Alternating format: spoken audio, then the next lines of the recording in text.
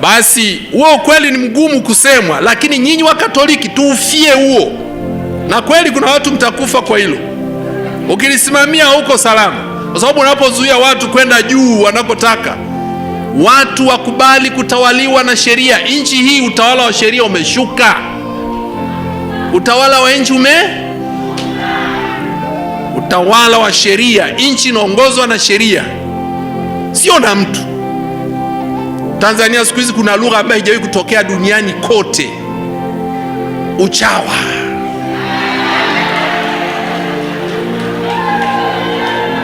Katika karne ya 21 hakuna nchi inayoongoza kwa uchawa, ni Tanzania. Wengine watasema ndio political hypocrisy sijui na nini na nini, lakini uchawa uko juu. Asio nione mimi, ukweli utawale. Sasa tunaomba sana Wakatoliki tujisaishe. Alafu unapoomba ushauri usianze kuzani wewe rais au mkuu wa nchi au mkuu wa mkoa amekuona wewe wa maana sana. Wewe toa mawazo yako. Kwa hivyo wapendwa, ibara ya 28, mamlaka ya wananchi, sovereignty of the country, sovereignty of the country imewekwa kwa watu, sio kwa mtu. Ili nchi iwe nchi inahitaji mambo makubwa matatu. Inahitaji eneo, inahitaji watu, na inahitaji wale watu kujitawala, asiwepo yeyote juu ya watu.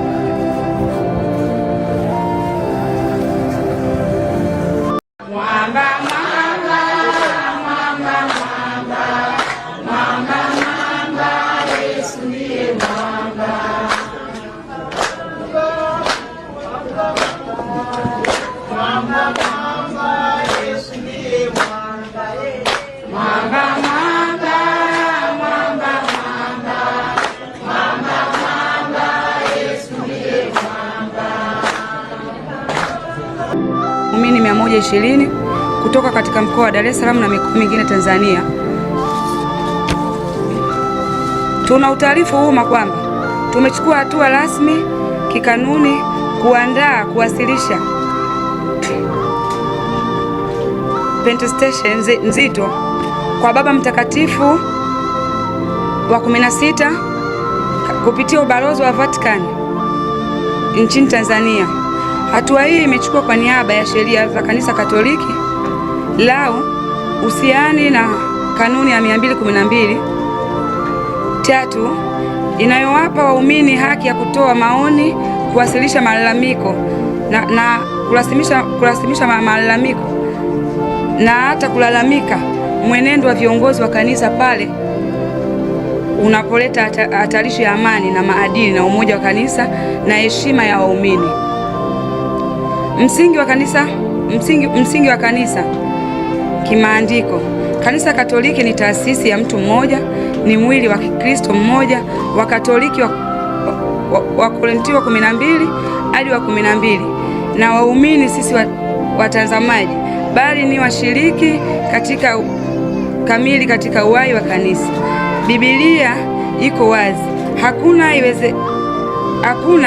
iwezaye kutumika Bwana mawili, Mathayo 6:24. Na tena mamlaka iliyopewa itumike kwa ajili ya kujenga, sisi kubomoa. Wakorinto 13:10. Papa Mtakatifu Benedikto wa 16 alifundisha wazi kanisa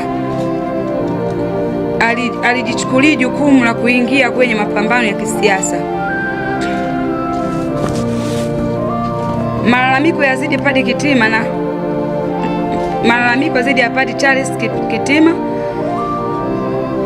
inalenga kwa uzito mwenendo wa Padre Charles Kitima, katibu mkuu wa Baraza la Maaskofu Tanzania TIC. Kwa muda mrefu kauli, matamko, mienendo yake inatafsiriwa kwa waumini wengi kuwa mwelekezo wa kisiasa, ikiwemo mahusiano yanayoonekana kuwa kuharibu chama cha Chadema. Hoja kuu zilizowasilishwa ni hatari ya kulifanya kanisa lionekane upande wa chama cha kisiasa, kuvuruga nafasi ya kanisa kama sauti ya haki ya wote. Wanahabari, kama kutangulia mwenzangu Birusi, nami naomba niendelee kwa kukazia hili andiko letu au waraka wetu. Kama mliona mwanzo, tulianza kwenda kwenye balozi wa Vatican kuwakilisha hoja zetu na udhuri tulipokelewa. Kwa hiyo tunaendeleza kulalamika na kutaka kutendewa haki yale ya malalamiko yetu, hususani kwa viongozi wetu wa kiroho, wa kiimani, wa dini, ndugu Charles Kitima na askofu wangu Lwaichi. Shtaka la kikanuni dhidi ya Askofu Judice Thaddeus Lwaichi, tumeandaa petition. Pia inalenga shtaka zito la kikanuni dhidi ya askofu mkuu wa Dar es Salaam Lwaichi, baada ya waumini kutumia haki yao ya halali kumwandikia balozi wa Vatican. Askofu huyu alitumia madhabahu, mahali patakatifu pa neno la Mungu, kuwatusi waumini hadharani kwa maneno kama yafuatayo. Nafikiri wote mlisikia. Aliita baadhi ya watu marofa, wana njaa, wapumbavu na kuhoji uhalali wa Ukristo wao, ambalo jambo si la haki. Lakini pia tukiangalia Biblia inasema wazi kabisa, yeyote atakayemwambia ndugu yake mpumbavu atapata hukumu. Hii sio mimi, ni Mathayo. Ukifungua Mathayo 5:22 unasema hivyo. Lakini sio Mathayo tu, Canon Law inasisitiza, kanoni ya 220, heshima na utu wa waumini lazima vilindwe. Lakini kanoni ya 386, askofu awajibike kulinda mahubiri dhidi ya matumizi. Askofu awajibike kulinda mahubiri dhidi ya matumizi mabaya. Kanoni ya 387, askofu awe kielelezo cha unyenyekevu na upendo. Nisikia lofa mmoja akisema Wakatoliki wakiwakilishwa na yeye wameandika barua kwa balozi wa Baba Mtakatifu kumshtaki Padri Charles Kitima. Wakatoliki wanamshtaki Padri Charles Kitima. Hivi hapo kuna ukweli? Enyi Wakatoliki wa Goba Maria, kuna ukweli?